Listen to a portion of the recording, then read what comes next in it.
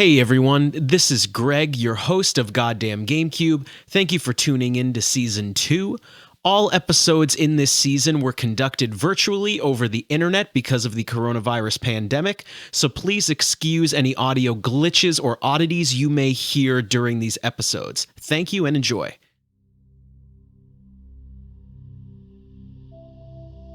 Hey everybody, welcome back to another episode of Goddamn Gamecube, the best goddamn video game podcast there is. Greg and Beppe are your hosts today, and we are going to be talking about the Mass Effect franchise, which we are both very excited about and also not so excited about, depending on the entry. And I am going to kick it to Beppe, and let's do this. That's right. It'd be remiss if we didn't introduce our guests right away and just have them speak a little bit about themselves and their relation to the Mass Effect franchise. So who do we got? We have our friend Nick in the house. Hi, Nick. Hello. Returning. Thanks for having me back. Yeah, so Nick, this game was your whole life. So are you ready for this? 2007 it came out, and I remember I got it for my birthday, and I had my friends over for like a sleepover birthday party, but I just ignored them and played it all night. Great. That was the beginning of it. That's great. And so we also have our friend Noah's joining us today, all the way from Ho Chi Minh City, Vietnam. Noah, welcome. How are you doing, man? I'm great, man. And what I would say is that for me, Mass Effect, the original Mass Effect is all the best things about games from that era, right? Kind of late 2000s. And the one word I would use, the one adjective would be cinematic. Got it. Sure. I mean, hey, listen, we're going to get into it all. So, Beppe, why don't you take it away and let's hit it. Yeah, for sure. For my part, I got it for Christmas that year, and I was super just glued to it, start to finish. I couldn't believe some of the turns it takes. I think it's worth pointing out that this actually started in concept, envisioned as a trilogy. It wasn't just kind of a let's see where we go. Like the deliberate, kind of maybe obvious kind of double meaning of Mass Effect, meaning there's kind of references to the physics phenomenon in the game, but it also pertains to having a mass effect on your actions and consequences. Your choices matter. They carry over the course of the 3 games.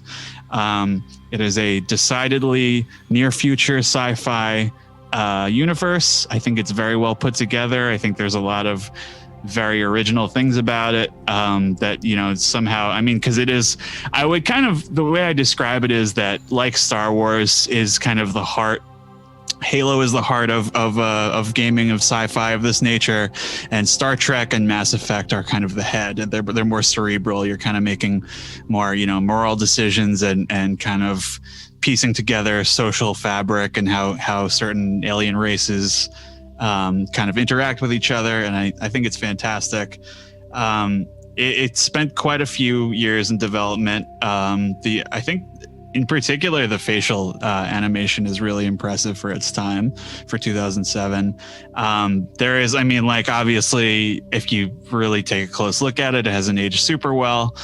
This is becoming sort of mitigated by an upcoming re-release called the Legendary Edition, which promises to kind of revamp the game, make it look a little smoother in 2021.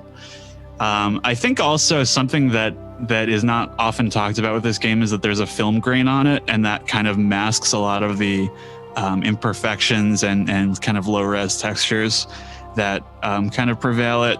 I think it's aged quite well as it is, even without this upcoming. I was going to interject, if you don't mind, right off the bat. I actually replayed it very recently, in preparation for this, and I'm glad you said there's a film grain on it, because I was not sure if that was intentional. Yeah, I think you can turn it on and off, but it is there. I remember how many years ago is that now? Almost 14 years. I remember turning it off, being like, "Oh shit, that looks bad." No, I love the art, man. I think the lighting is fantastic. I love the art in that game, but yeah, it does need that film grain. Yep, for sure. Just to keep it moving. Yeah, I mean, because insofar as like I was talking about the facial animations, you design your character from scratch as a space marine, but not necessarily a cringy one. He's a little bit, or he or she is a little bit more depending on how you roll your character. It's decidedly not a Gears of War kind of like rough and tumble experience. It's very diplomatic. Your character creation in the first game is very, very extensive. There's a lot of decision making, skill trees. I really like the way that they handle like skills and abilities and how you level up in these games, especially the first one. There's generally, I think, more RPG influence in this first game than the other ones. A lot more kind of inventory management, a lot of numbers pushing around. Just min-maxing all your shit. Pretty cool. I think it does get a little bit tedious at times where you're converting a lot of the unwanted shit to Omnigel. Do you guys have much in the way of opinions there? Or? Yeah, I think so with regard to like the weapons and the armor and like the mods and all that stuff, I think it's more of a UI issue and less of like a pure mechanical issue with like, sure, like you were saying with just, you can't just highlight a bunch of crap and then junk it into Omnigel. You have to do it individually, and you have this arbitrary inventory limit that's not. It's not tied into like an encumbrance system where like if you wear like an exoskeleton, you can carry more or something. It's like, no, you just have 150 item slots of any type, and then you're fucked. And but I absolutely adore the modding system because it's simple enough that it's really easy to grasp. It's like weapons are going to have maximum like 2 of like one type of slot and then like a special ammo type or something like that, Mm-hmm. So you yeah, 2 mods and then an ammo type, and that fundamentally alters what the weapon does, which helps you to kind of differentiate it in kind of like a generic. The weapons didn't get more differentiated until later in the series, other than like their appearance and like their stats. Yeah, you generally have like the 4, like yeah, because so like you have like the Avenger and then like the Vindicator later on. Like you actually get different functions of weapons, but it's more about the actual modification of them. And I think that actually lends itself better to like the sci-fi aspect of it, of like you're just modifying these weird fucking weapons, and it's like, oh, I have cryo ammo or I have radioactive ammo that just like kills. And they people never over run time. out of ammo either in the first game. Yes. It's just like a heat sink, and that's another kind of thing, inventory to manage in and of itself. I was going to say, I actually love that. I was going to agree with Nick on all those points, where I love all the little quirky stuff you can do in Mass Effect 1, all the 2 or 3 attachments you can put on guns and your armor. And I agree with you 100%, Nick, where I think it's really just an interface problem where it's so cluttered. And I remember I just played through the game and I had maximum credits. It's so early. I just had like tens of millions of credits or There's whatever so much the max vendor is. trash. Yeah, Wow. and there's so much trash and converting stuff to Omnigel, and I love all the little upgrades. I really, and I believe that's going to be corrected in the Legendary Edition, so it's okay They are with making me. some adjustments there, yeah. And the UI issue is even kind of rectified on the PC version a little bit, because A just, little bit, I just saw by that, virtue yeah. of the fact that you can just click on stuff instead of having to scroll through with a controller. Yeah, or assign it to numbers on your keyboard. I don't want to take over the whole beginning of this podcast, but can we get the gun rant out of the way early? Hit it. We Okay. gotta. So this is a Halo tradition. I want to bring this back for here. So we won't talk. I won't step on the later games too much. But they changed the ammo system in the next 2 games. In this game, the weapons have functionally unlimited ammo, which is explained really cool, like everything in this series is, by a codec entry. It's basically this metal block that's suspended inside the gun by a Mass Effect field, and the targeting computer, based on where you're aiming and what the target is, shaves off a little piece, and then it's a railgun basically, and it goes, okay, here we go. And you have functionally unlimited ammunition for the purposes of gameplay. It's just a heat meter that goes up. And so if you sit there and hold the trigger on an assault rifle or on a pistol, it's going to eventually overheat, but you can mitigate this with parts and ammo types and things like that. And I think that is such a better system and a more unique system that gives the series a unique identity in terms of, hey, we've solved ammunition and logistics in that way. And the move to heat sinks later on, I think, just robs the game of that bit of its identity, because now it's like, we need to make it more like other games where you reload, and it's like, but it's the future, you don't need to reload anymore. No, dude, Yeah. I agree like 100%. I actually think it actually comes back to, I might touch on this a lot because we're just talking about Mass Effect 1 in this. Yeah. I love the cooldown system because it's yet another micromanagey RPG thing that I can fuck with, that I really like. You know, where if I want to have my guns, you know, I'd be able to shoot a lot before they have to, you know, cool down or whatever. I think it's also very identifiable with this game, and I enjoy it a lot. It's just another piece of customization that I like. You can have like the sniper rifle that you shoot once and it overheats, but it's like really damaging. Like that's cool, you know. And it's not even like I would say that I mean the guns are a big part of this game, but it's not the main focus, which is a nice kind of. I mean, I would say in general like the main kind of the most memorable aspects of this game in any way are the dialogue, and especially in this first one, the dialogue wheel is very extensive. You can ask a lot of questions about the universe and the implications of decisions you're going to make and different cultures and stuff. And I guess over the course of the trilogy, I guess it makes sense that you would have less questions because you're more acclimated to the universe and everything, but it does suck to see. I think this is like the most kind of options you see in terms of interaction with another character, and it's to a lesser extent in this game, more so in future ones, the Paragon and Renegade kind of decision options, kind of a carryover from the KOTOR light side, dark side decisions if you want to be sort of virtuous or an asshole. And in this game, I think it changes game to game, but in this game, the Renegade options are more just kind of like cold-hearted or kind of, you know, just, you know, we don't have time for this, you know, like just kind of brusque. Violently pragmatic. Yeah, he just sounds like a dick. Yeah, exactly. A lot of the time. Yeah, and that changes, but it's cool to kind of play around with that because you don't necessarily have to pick one or the other until you are getting to these like critical story moments where you have to like make a call. There were actually two things about that I thought were fascinating that I don't know if you guys know this. The director of the game, I don't remember what his name is.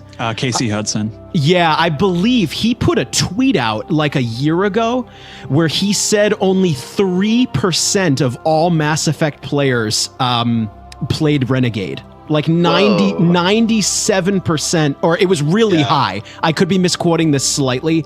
Like it was like 97 or 90 something % of players went Paragon. I don't know if that was Hudson. It might have been somebody else. But you know what? You're familiar with the tweet, right? Yeah. I did see that post. Yeah, it was like a narrative guy at Bioware or something. Yeah, and I thought that was fascinating. There was I don't want to step over this too much too, but there's something I learned from our Mass Effect friends that we've been talking to that I didn't know, and it kind of like blew my mind a little bit because the first time I played this game I was like 14. I didn't really understand like RPGs well at that time, but now that I'm old and I'm 28 and I just played it again, something that I really liked was I didn't realize that the more Paragon or Renegade points you have, the more points you can put into charm or intimidate.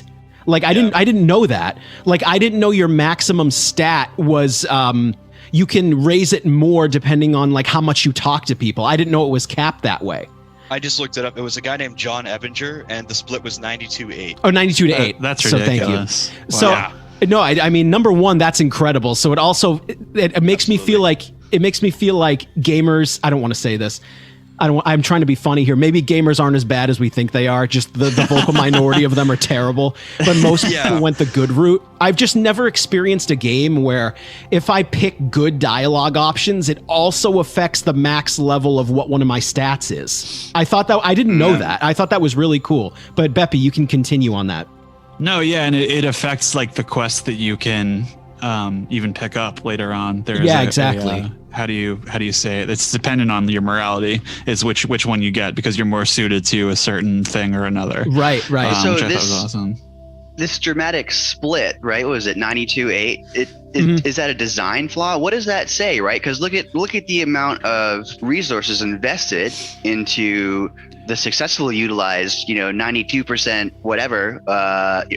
That was, money well spent, time well spent. But then all that time you spent for 8% of people, how could they have pulled people towards a little renegade action more? Maybe. Do you think that's a flaw? Dude, yes. So you have to look at it from, I guess, having like evil or bad options works better in a game where you are less pigeonholed as a character. Yeah. So Okay. Commander Shepard is ultimately a virtuous, heroic member of the Alliance military, and is an officer in the military, is a diplomat, and a ship captain who, to some extent, has to care about their crew and their companions and what's going on in the galaxy because they live in it. So Yeah. the extent to which you can kind of be like just a complete psychopath is like reined in so hard by how the game is written.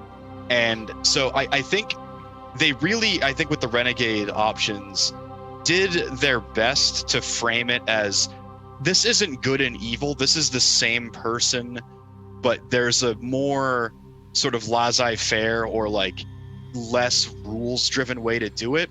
But I just think that it would have been better almost if they had kind of pigeonholed you even more to one area of like, no, you're going to follow orders to an extent, and insofar as a Spectre reports directly to the Galactic Council, and then that's it, or the Citadel Council rather, and that's it. But Paragon is obviously like, you follow the rules, you stay above board. Renegade, they should have let you do a little bit more of like the underworld and like underhanded thing, and not just make it so like, the Renegade kills Rex because because that he's in your way. Like, and who wants to do that? I don't know. nobody wants to do that. Well, clearly nobody did. You know what I mean? Yeah. Because it was, I feel like in that 8% of people, half of that was probably for memes. Like, people did it to be funny. Yeah, or for achievements. Yeah, or do it for achievements. Like, we were talking about this as friends a couple of weeks back, where the Renegade options are like, I would never do that. I'm not just going to go hit somebody. Or like, Yeah. They don't make sense in character. Yeah, like Nick, you said it very well, where like, Commander Shepard, because of who he is in the story, you are a virtuous character. You're not going to play Renegade unless you're trying to be funny. I think a game that does this better, really quick, I'm sorry, I know Yeah, I've been go. talking a lot, and I don't want to labor this point too much, but I think The Witcher 3... Dude, I was about to say that, dude. Fuck. Thank you. Because Geralt ultimately is this guy.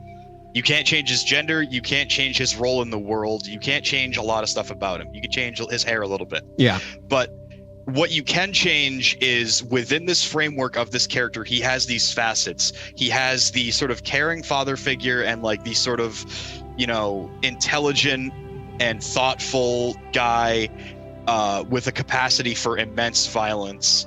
But then there's also the side that's like, basically you decide, how sick of society's shit is he? Right. Like, how is he going to extort people and intimidate them for more money when he realizes how dangerous his contract is? Or is he going to realize that this guy probably just spent 2 months getting this money together to hire me to go kill this werewolf? Like, am I really going to, feel good about doing this? No, I'm with you, Witcher dude. 3 does a lot better of a job giving you this person, telling you what the facets of their personality are, and then letting you play within those facets of their personality in a believable way that makes sense with how the world works. You took the words out of my mouth. Go ahead, Beppe. I think it's fascinating too, because I mentioned the Kotsor carryover because they worked on the first game, and something about those first 2 games is that they are the choices don't carry over because it's different characters, but you can play them as an evil dark side character, and the game ends in a bleak way. Like, it fundamentally changes kind of the direction of the story, and in Mass Effect you're kind of winding up at the same conclusions with some minor differences, which is a shame, because the whole reason that they started this universe was to have more creative freedom. And I feel like just because of time and how much money was involved, it just became there were more compromises over time. Paragon and Renegade seems to matter less and less as the series goes on, except for like when it becomes the catalyst for the major dialogue options in like 3. But for the most part, the actual Mass Effect that you have in the game is the choices you make, not the Paragon and Renegade morality system. Yeah, I agree. I think lastly, before we get into the story, I just wanted to touch on the music a little bit and how it's really good. It's a very really like warm, like synthy sound, like kind of 70s, 80s. synth kind of like very subtle kind of boppers, especially when you're in the galaxy map deciding which planet you want to go to. It's just Uncharted Worlds is my shit. Bouncing around. A lot of just really nice, like unexpected kind of stuff that you wouldn't necessarily expect from a sci-fi adventure. So I wasn't able to find it again, but there's this one track that I thought was so dope, exactly like that. Just kind of this kind of slightly dark, futuristic strip club vibe, and that's where it was, man. It was in the strip club. I spent a long time trying to find that loop. Is it the Cora's Den nightclub music? Yes, it is, dude. Yes, and what I found is they had EA must still have had the license. I think it was an old racing game. I think it was someone like Need for Speed or something. For an old Need for Speed game, and they just they took that strip club, and it was perfect. And that track is dope. I didn't know that. Yeah. Oh, here's before I forget. You guys have heard about this upcoming remaster, and how they are removing the gratuitous shots of Miranda's ass, presumably amongst other things. Yeah. Before we get too far, I have 2 points about this. Number one, they clearly do not know their audience, because I remember like when Mass Effect Andromeda was announced, everyone was just asking, okay, which characters can I fuck?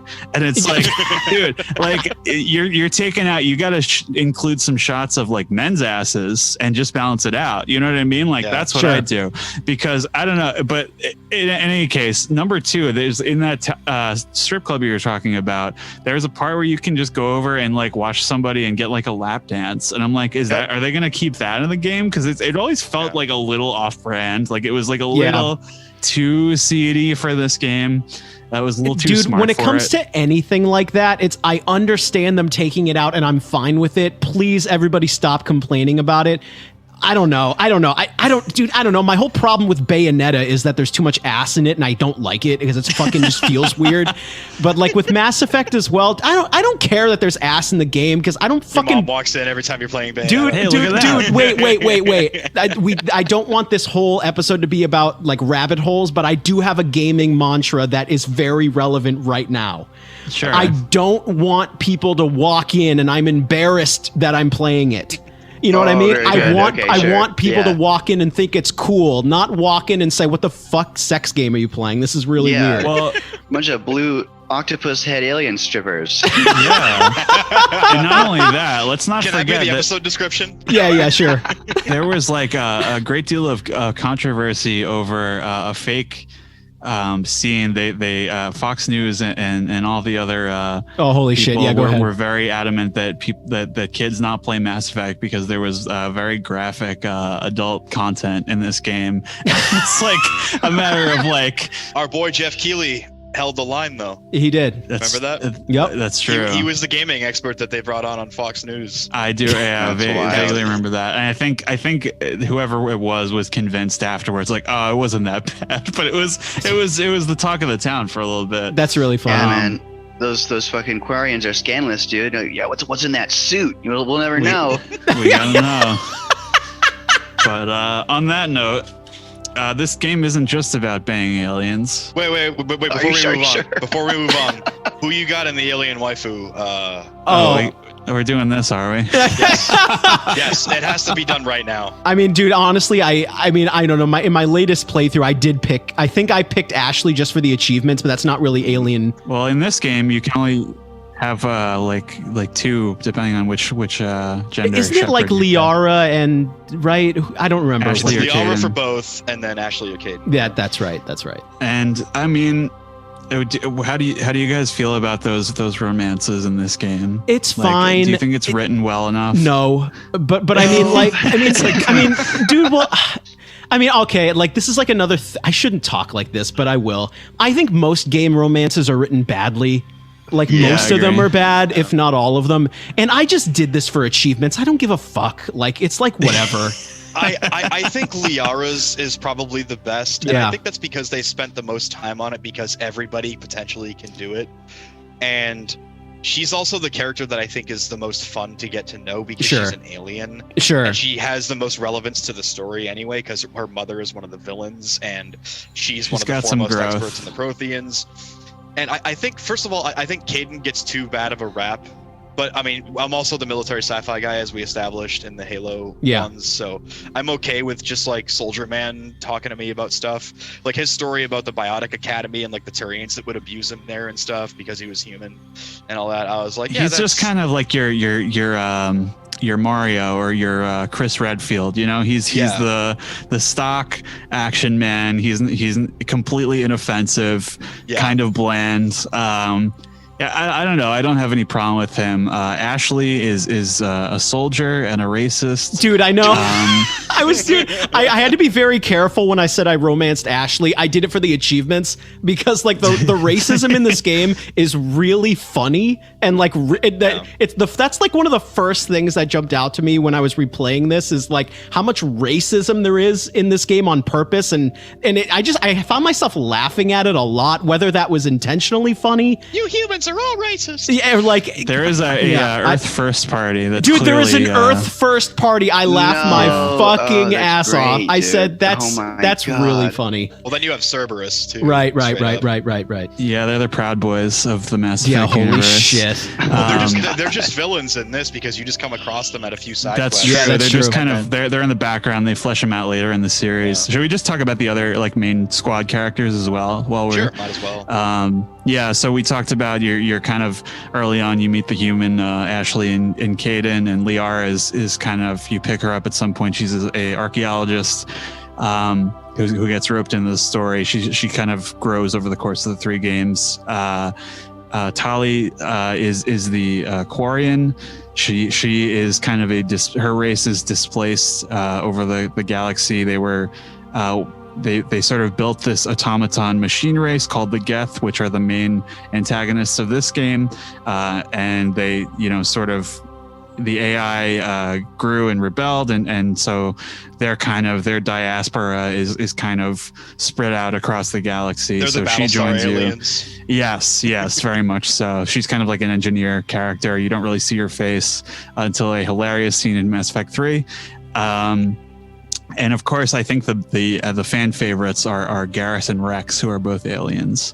Garrus is a Turian, who they are kind of they are a little bit like kind of Roman Empire Bushido kind of cross, where they're very proud and semi-imperialistic. The beginnings of the lore of this universe is that humans and Turians are at war.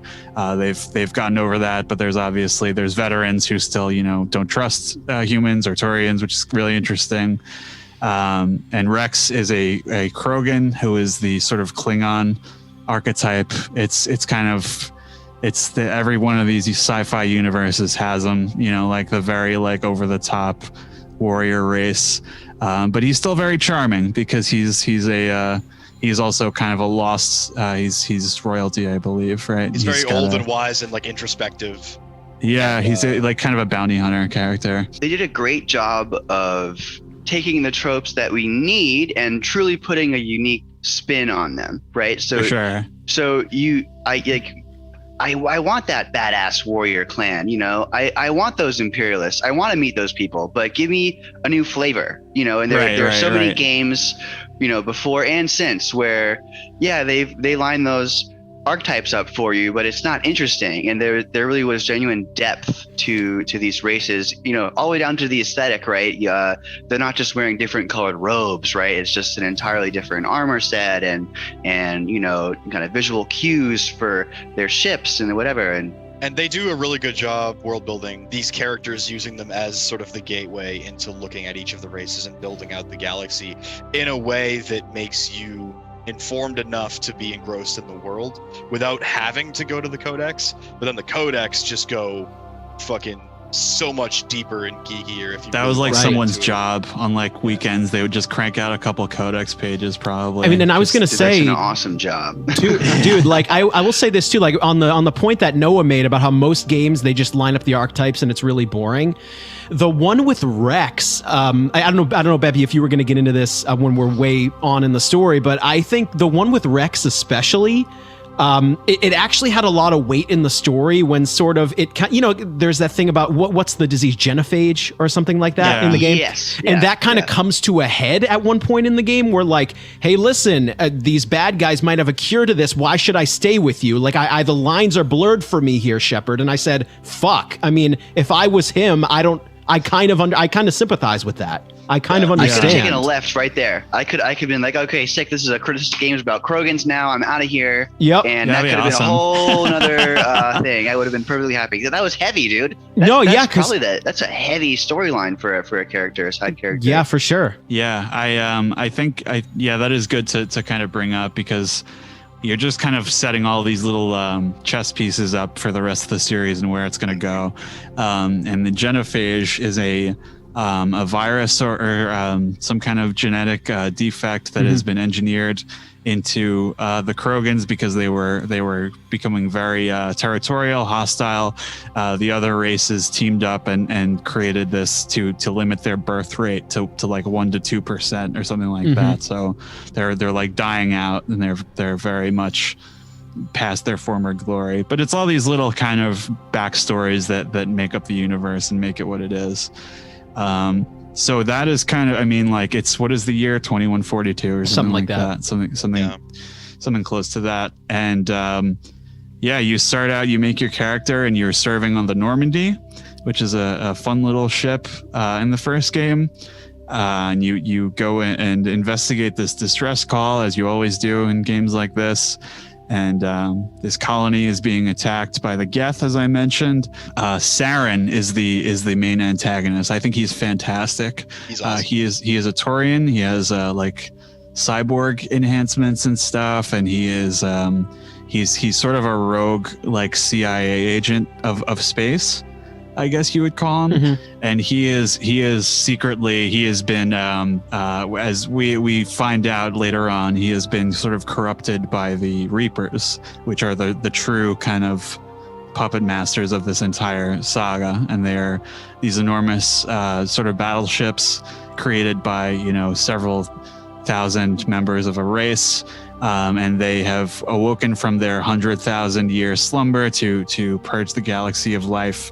And you're just kind of undermining them. I don't know if you guys had any highlights of the early story that jumped out at you. I thought they did a great job of making you hate him immediately at that, wouldn't call it giving his testimony, but when, him and Shepard are talking shit basically in front of the the council. And he's just not having any of it. Just deny, flip the narrative. Just immediately you're like, wow, okay, yep, he's one of those guys. This guy's an asshole. Yeah. No question. Yeah. He shoots a really cool guy that you think is going to be important in this story, like very early on. I'm like, oh, that's the end of that guy. And like what I actually, piling on what Noah said, I like... I'm not saying it's amazing, but I like how politics is handled in this game, because as like an older adult, it did frustrate me when like Shepard's at the council and like what, I don't know what the literary or the narrative word for this is. The player knows that Saren is bad, but the characters don't. Dramatic irony. Thank you.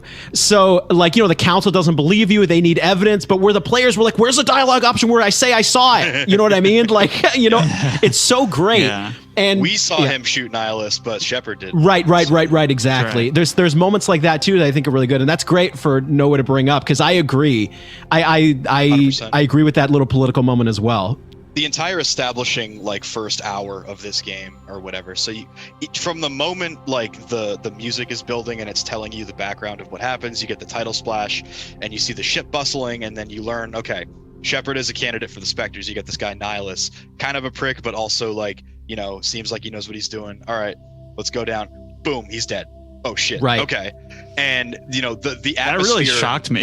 The first time I played it. And the atmosphere on Eden Prime being invaded, and it just has this apocalyptic atmosphere to it immediately. You land and the sky's all red and hazy, and you have no idea what's going on. One of your guys gets killed immediately when you land. This is what awaits the whole galaxy if you don't intervene. It feels dangerous, right? It feels dangerous to be. You're kind of alone, even though it's a little bit of a small level. It doesn't matter. It's this feeling of, wow, like, I've got to be real careful here. I don't know what's going on, and there's something much bigger than what I understand at present going on here. Right. You lose Private Jenkins almost immediately. I was gonna say, being a Space Marine named Jenkins, don't do it. If your name is Jenkins, don't join this is the second franchise we've discussed. Just don't do it.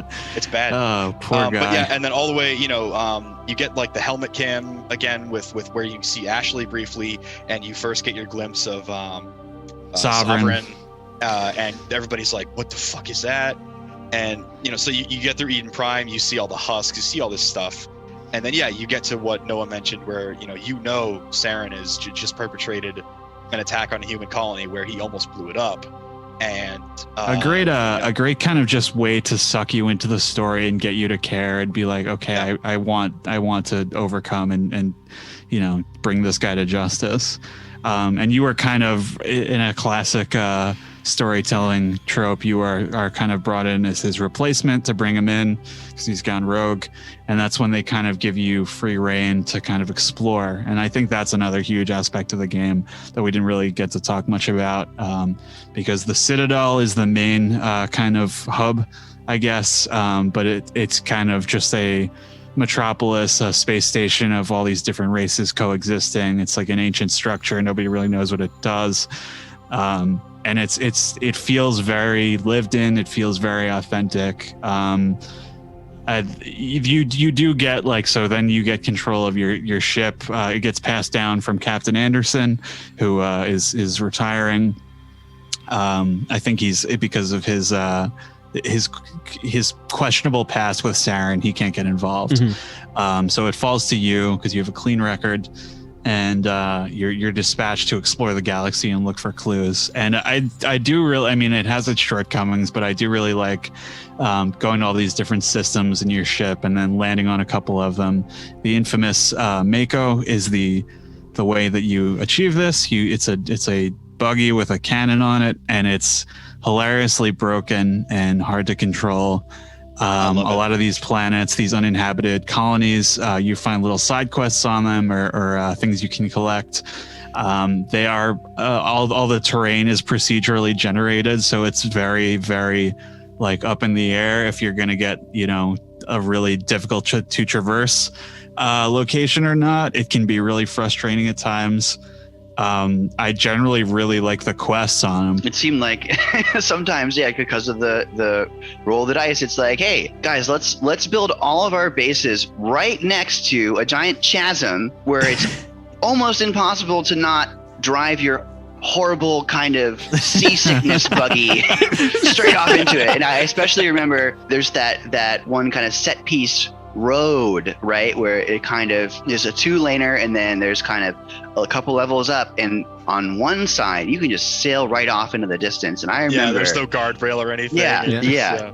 I think I did that 3 or 4 times. Is that Novaria or Pharos? It's one of those one of the main hub planets.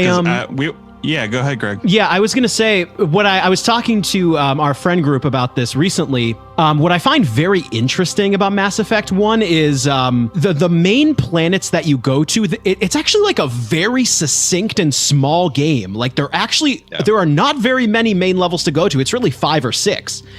And all the extra planets you can explore in the Mako, it's so interesting to me where I'll have a small anecdote. When I was 14 playing this game, I had just played Oblivion. And when I heard that Mass Effect had 50 worlds to explore, I said, holy shit, 50 Oblivion-sized worlds? No. Keep dreaming. Yeah, no. It's actually 30 shitty Play-Doh worlds, and then shitty Play-Doh worlds. But here's the thing, though. I kind of agree with some of our friends where they are uninhabited. There shouldn't be a lot of people on them, so it makes sense that they're barren and boring. But I just don't like playing them. You know what I mean? We're there's a lot of copy pasta bases. Yeah. There's a lot of copy pasta bases. I like that. No. Here's the thing. I like it. It makes a lot of what's the word? Canonic sense. In universe, because they're just these prefab buildings that they just go, okay, we've got our colony here. That's something that Greg was saying in I think in the Halo podcast, is that it makes sense in universe. It's just not super fun to experience. Yeah, it's it's not fun to play, but it makes a lot of sense. And I think one of the biggest takeaways from me replaying this game very recently was how small of a game it is if you choose just to do the main stuff. which I found very interesting. And I think it's refreshing too, because the urgency of the story can dictate that, no, we're not going to go fuck around over here. We got to go find this guy. Exactly. Can we touch on the Citadel though? Yeah, please. I found that so. For me, that was almost the star character of the game. Sure. And I could happily, if you threw me a VR headset and told me to be like a courier in the Citadel as an entire game for like 20 hours, yeah, sure. I'll walk around. Yep. I'll walk around, deliver messages, read stories, get some space coffee. I would play like a C-Sec LA Noire game or something. Sure. Like, I would fucking love that. That's brilliant. Yeah. The Citadel is at its most expansive in this, in terms of like the depth of the side quests, because a lot of the ones in the later games a lot of it is just like, go out into the galaxy, come back here, and turn it in. Yeah, I was really disappointed by that. That was the Mass Effect 3 experience for sure. You explore so much of the Citadel. I mean, if you actually look at the game's space, it's fairly small, but it makes you feel like you're exploring the depths of the Citadel, doing all these different cool things and learning about the world. Like RPG of its time, where you're getting like little cross sections of each kind of area, and it's still like, all things considered, it still feels like massive, even though the playable spaces are so small. Absolutely. They do a really good job making you feel like you're part of this universe, even when you're on a play space that's relatively small. And it's beautiful. It's a really beautifully conceived piece of like kind of cohesive, like ultra modern design. Like, oh wow, we've got these gardens and we've got these kind of, you're focused in on this little planter here with this beautiful little tree, and then boom, there's this entire, sky full of a much larger piece of the building, and the tram is going by off into the distance, and it really had this atmosphere to it. I think it's also really cool that it is kind of reinforced over and over that, because like something feels like characters and it's referenced in dialogue a lot that something doesn't feel right about the Citadel, and there's kind of this undercurrent of like where it came from and what its true purpose is, and it captures that kind of, it's beautiful, but something doesn't feel right, and nobody really seems to feel comfortable living there. Like it's just kind of like, it's just a natural, eventually all the races would gather here. But as we wind up learning, it's in essence a trap. At a certain point, the Reapers are going to return and use the Citadel to open a gateway for all of them to come in to return to the galaxy and wreak havoc, essence. But I'm getting ahead of myself here. It's, in terms of the main story missions, really cool kind of stuff I hadn't seen in a video game until then.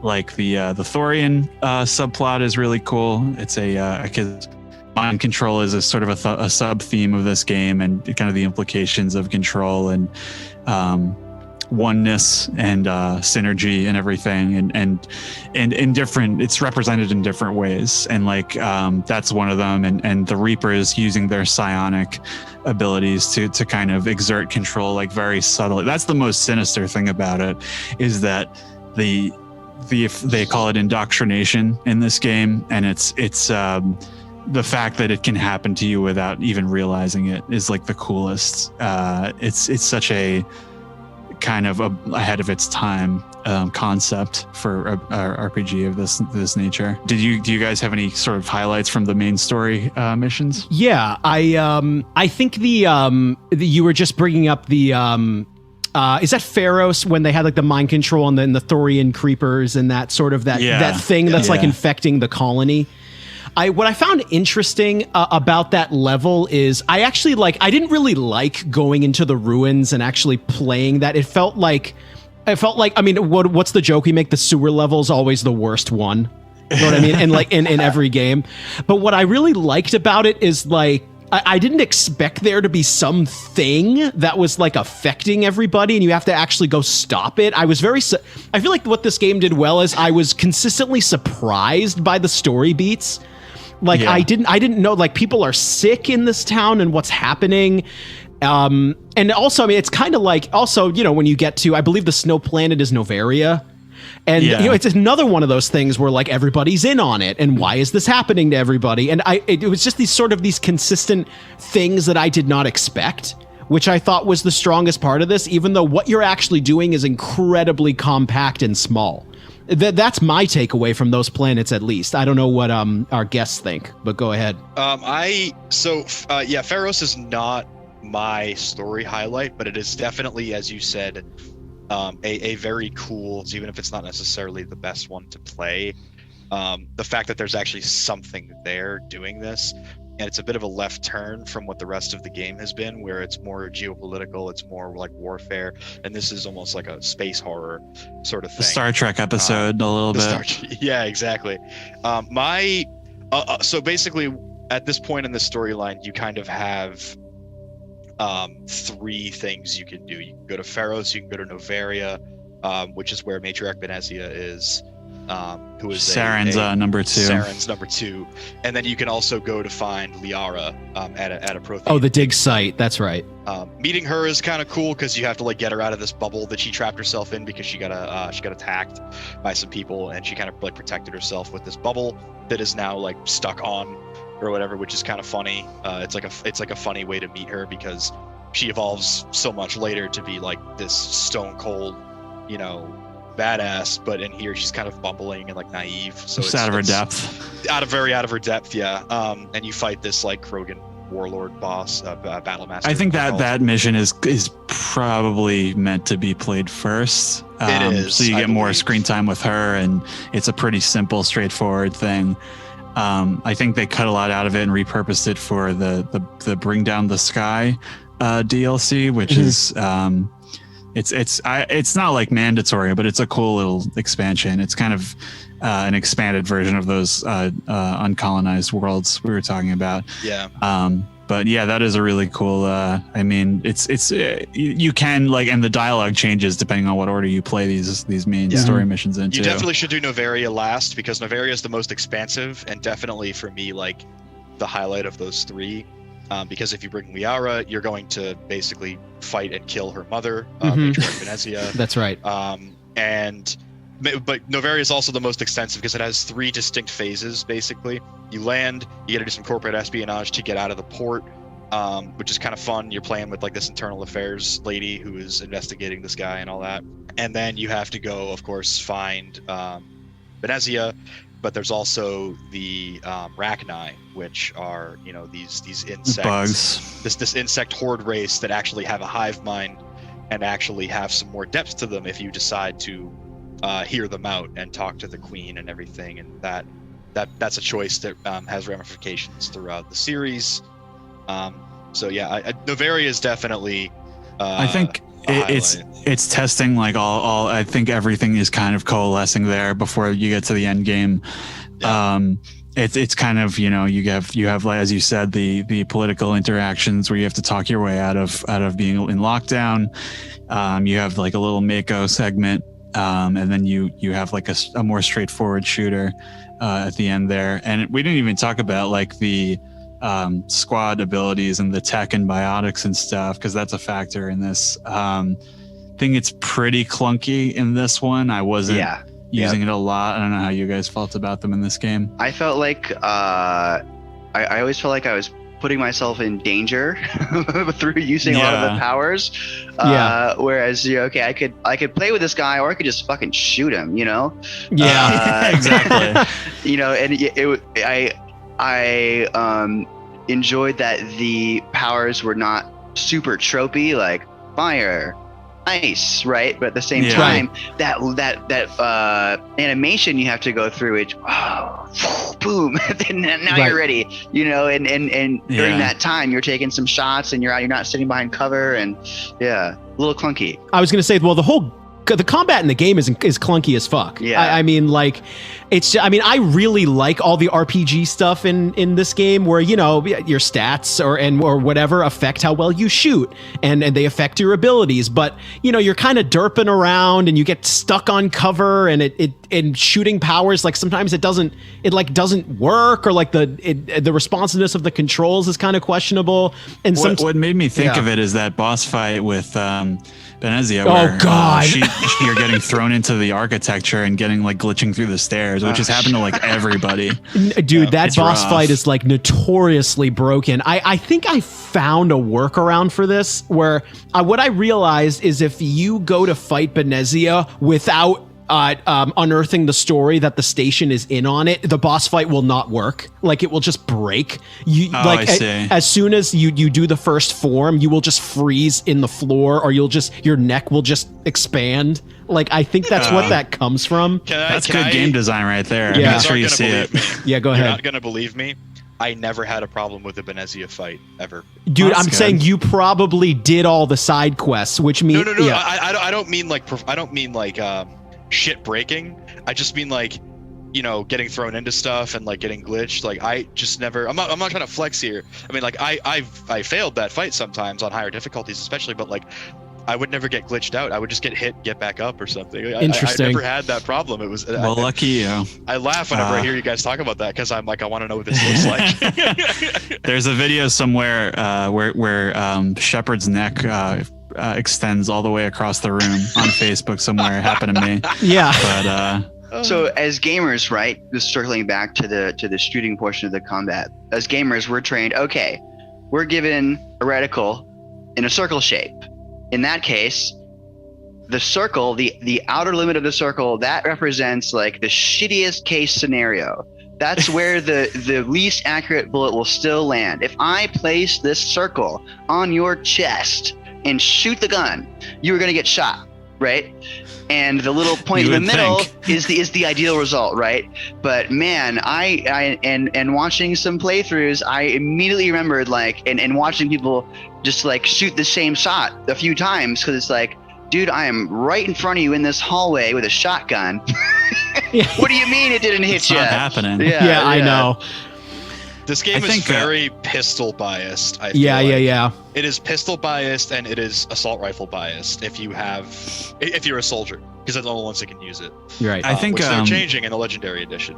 Everybody that's can use right. it. Because I was like, something I did enjoy is watching your accuracy get better as you level up. Yeah, me too.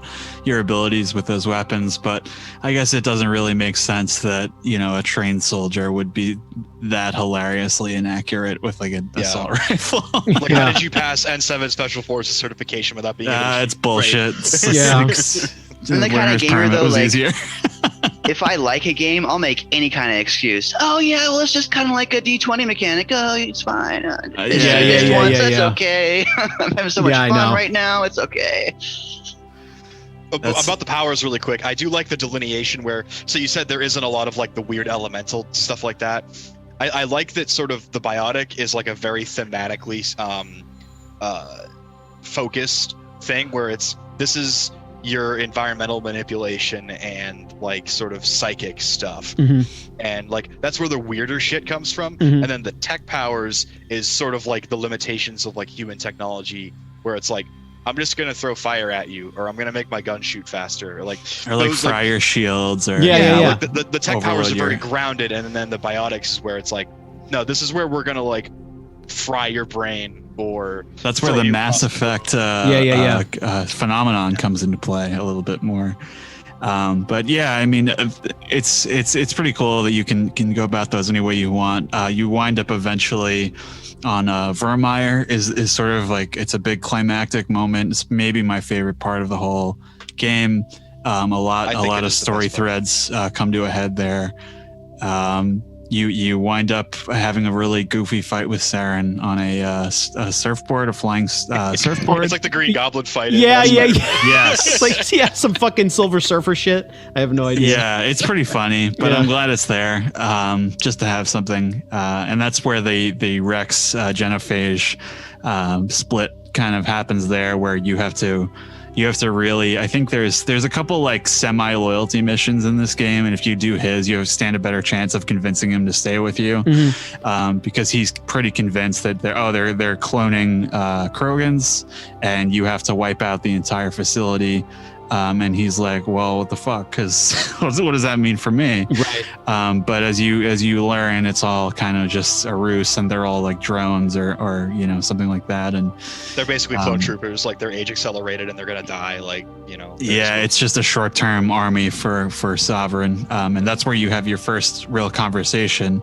where because you believe Sovereign is Saren's flagship, but he's actually a Reaper, and you have a really cool conversation with him through a terminal, and it's like one of the most chilling, fascinating conversations that I've ever had in a computer game, and I don't know, it just like changed.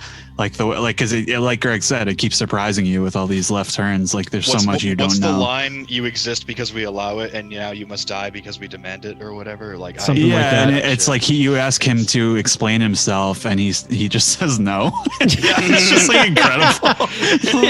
Like I'm not going to explain my like you're so beneath me that I'm not going to explain my purpose to you.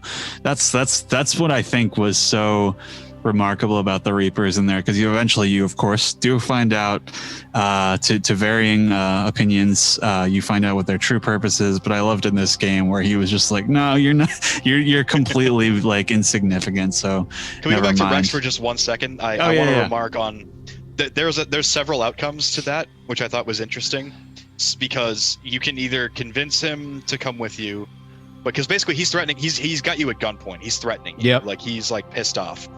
And so you can either talk him down, you have to kill him, or if you don't kill him and it looks like he's going to pull the trigger because you're failing the conversation, Ashley kills him. That's right. Those are the three outcomes. And it all makes sense. Makes all three make perfect all work. Sense. Like if anybody was going to do it and it's not Shepard, the racist would do it. She's like, I've been watching him.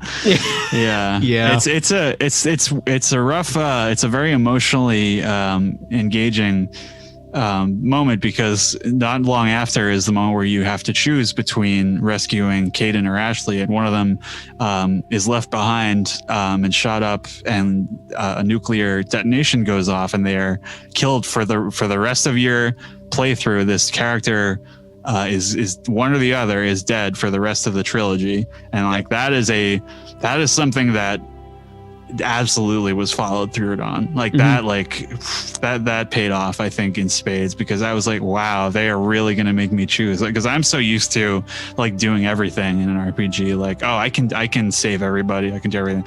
Like it's an incredible moment, one of the most memorable, I think, in the entire series. Yeah, for sure. And shortly thereafter, I think you find Ilos is the final kind of world, pretty cool little like autumn in Massachusetts planet. Yeah. It's like that's it a just looks for us. Yeah. I mean, like it looks like a little New England planet. I don't know what else it's like a ruin. Pretty cool. You have your creepy statues here, and there's a Dunks around the corner. Yeah. Exactly. You got the pumpkin spice Protheans. Yeah. You got a really cool atmosphere. Another like great, you don't spend much time on it, but it's a really cool like final planet, and you have that conversation with Vigil, who is a Prothean AI that's been left behind. He's broken, so you can't really see what he looks like, but it's a very touching moment to see like kind of the vestiges of an artificial intelligence trying to prevent like the genocide from happening again.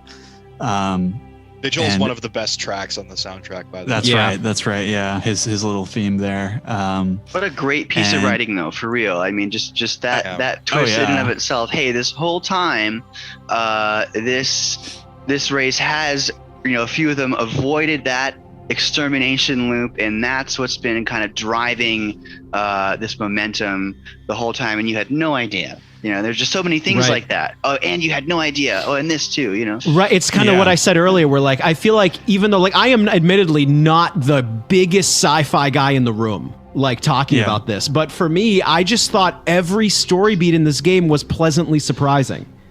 Where it transcends sci-fi, and it's just good writing. It's just good. Yeah, exactly. And having the end, the actual ending take place on the Citadel, which is where you've been hanging out like very peacefully. Like the majority of the game is now like a war zone, and you see it in a completely different context, and you have to travel up it vertically instead of just like a really cool way to like sort of close the loop, because That is, like I mentioned, that's kind of the back door for the Reapers to get in. You have to prevent Saren from opening it, and you can either shoot him, I believe, just on point. You can have a boss fight with him, or you convince him to kill himself. Dude, I said this in our chat where like there's like such a Neil Breen ending to this game. Good point. Dude, like the Neil Breen ending is absolutely hilarious. Where like if you have enough Paragon points, he will just kill himself. Yeah. Well, then you have to fight. You have to fight him. You have to fight Reaper. phase 2 anyway. Yeah. But like I saw that and I said, is he gonna pull that? Wow, that's so funny. I actually kind of like it, even though it is a little silly and it is a little Neil Breen. Like, no, I can't believe you committed suicide. Yeah, I know. You do redeem him in that way because he says thank you. And that's true. You basically break through the conditioning and you're like, dude, you got to realize that what you're doing is not cool. Yeah. Bro, not cool. And like, this whole genocide thing, I don't know, man. And like that whole last level to me, like we talked about this a long time ago during our Dark Souls conversation. The ending of Mass Effect 1 feels like it's the end of Mass Effect 1. Sure. You know what I mean? Where like you started, you start on the Citadel, that's where all the politics happen, and oh shit, the Citadel is the trick. And you have to go back, and I love like running up it vertically. You know what I mean? You kind of like almost like I don't know what the right word for that is. You guys know what I'm talking about. And I was like, on its head a little bit. Yeah. It's just it feels very badass, and then you get to the end, and it feels very final, which I really liked. And there's that sense of urgency the whole time because it was this place where you were just chilling and smelling the roses sometimes, and now it's all torn up, and you've got to, do your best to save what you can here. You don't even know if you can save it. Yeah, and even like in the last kind of moments of the game, they're still throwing these moral quandaries at you, and it becomes. Do you sacrifice a certain amount of the human fleet to save the council, the ruling council of the Citadel? Mm-hmm. And that can kind of govern how you're perceived in the future games. I wanted to touch on that too. To a certain extent. Yeah, go ahead. It's like you get punished for not saving the political elites. That to me, what? I'll be funny here. It's very 2007 and not 2020. Okay. Correct. That's for sure, dude. That's for sure. So, but like I mean, to Noah's point too. Like saving them never jumped out to me automatically as being like the Paragon choice. Like technically speaking, letting them die is the renegade decision. But if you look at it, and I guess this is why I'm the renegade, and I guess why like renegade is the pragmatic and sacrificial, or like more willing to sacrifice side of it. But so if you look at it, the way they frame the choice is we either hold back for the best shot at taking out Sovereign with the full extent of our fleet, or we go in, sacrifice a bunch of ships, and save the council. But like when you're first playing the game, you don't know does that mean that can we not save Sovereign? Can we not kill Sovereign? Well, that's a good point, because there are actually three options in there.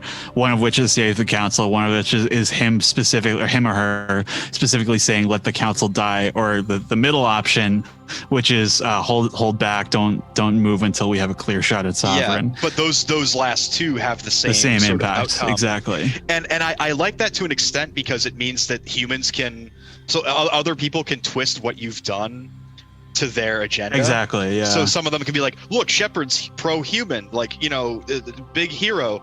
But then aliens can be like, Shepard doesn't care about the aliens in the council. Yeah, or vice versa, if you go the other way. But that wasn't what was motivating me when I first made that choice. Because when I first played the game, I made the choice to hold back and take out Saren as a military tactical decision of like, listen, the council. That's what I was thinking too, man. We need everybody. We can always get new people. How is it even a choice? You elect new people? Which they do. Just 4 people Which or whatever it was, If you let them die, I believe, yeah. If you let them die, there's 3 new counselors and then Udina. Next one. So it's like, or Anderson. That is actually anyway. So. One of the to your earlier point about the 92-8 Paragon Renegade split.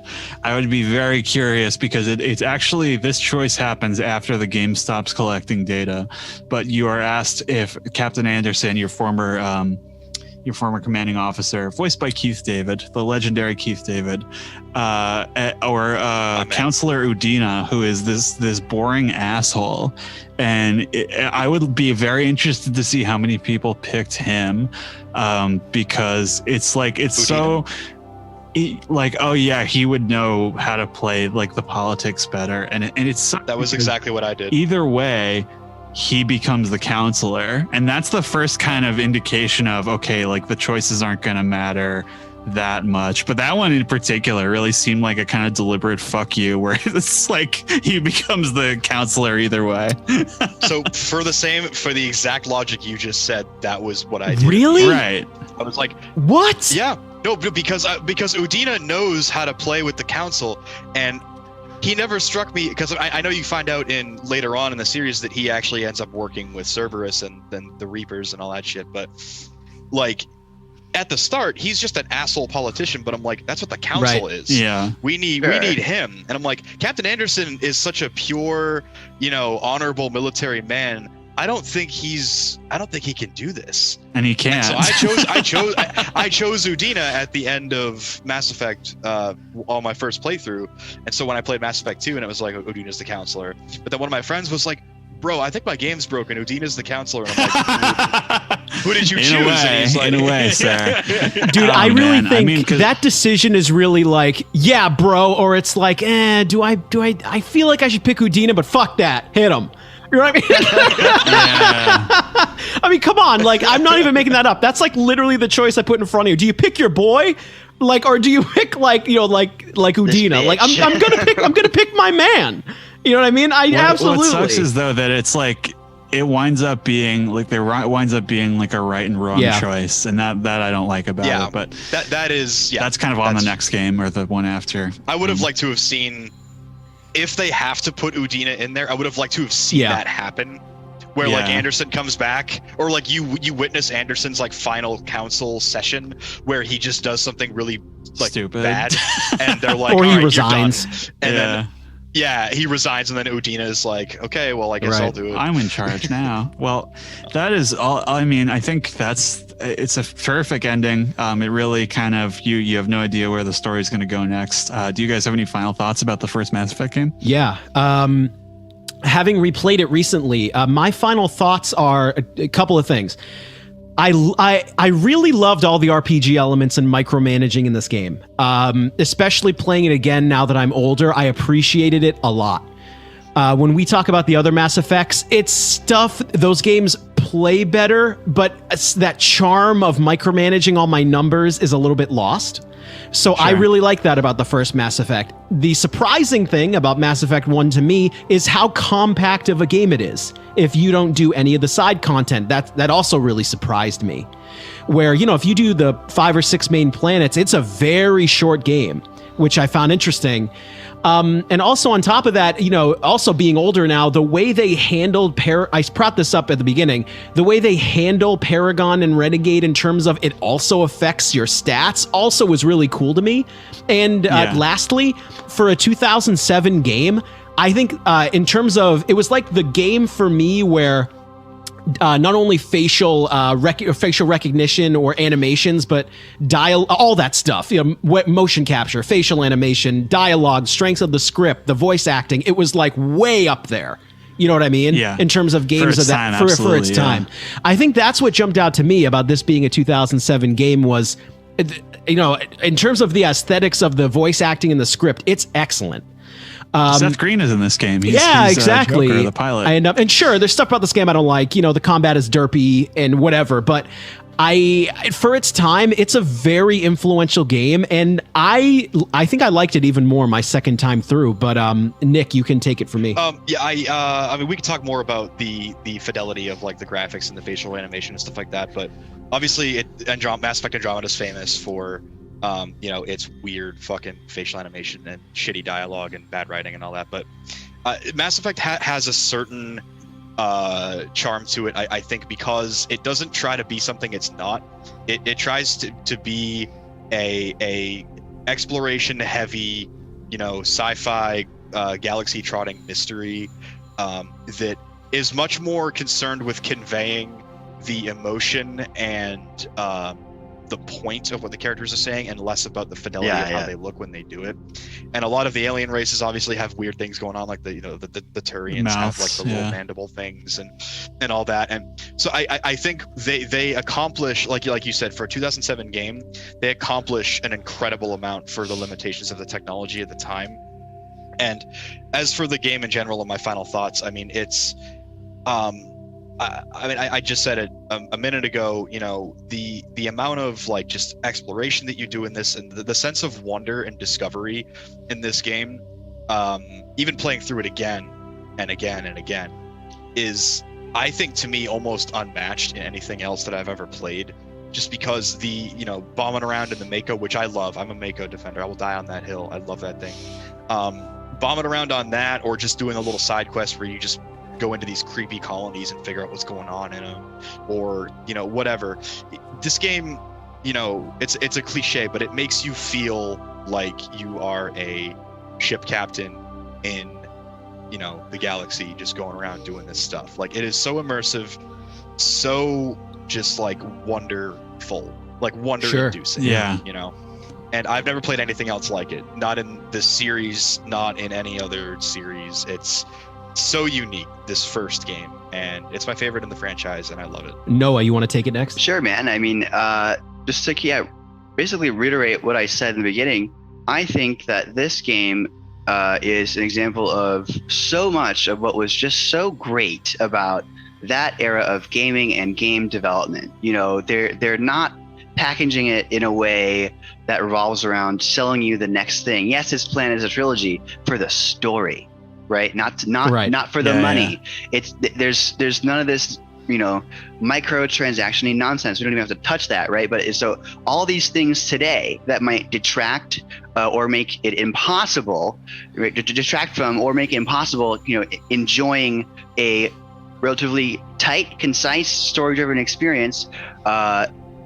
If you're always wondering, if you're 14, 15, you're saying, oh, those older guys, those games can't possibly have been better than the games we have now. They are in some ways, and you should go check this one out. Yeah, dude. Wow, that's well said. Old guys unite at 28 years old. Awesome. Good point. Old guys unite. Beppe, go. You want to end us here? Go ahead. Yep. I agree with all the above points. I actually did have one final one. Mm-hmm. When you were talking about the Paragon Renegade, I sort of a vestige of, because I was a huge fan of the KOTOR games, and it was nice to see that type of game kind of live on through this one. I think the Paragon Renegade in those games was a little bit more successfully integrated because it also controlled like your moves and what you were capable of. So I think that's worth mentioning, is that maybe, I mean, it could have been accomplished better, but it's still like such a small complaint about an otherwise like really incredible experience. I think, I mean, the story of this one is definitely my favorite. I think in terms of my favorite to play over and over again, it's between 1 and 2, and that is what we're going to be discussing next week. So hope you'll join us then. Thank you, guys. Yeah, that was great. Appreciate it.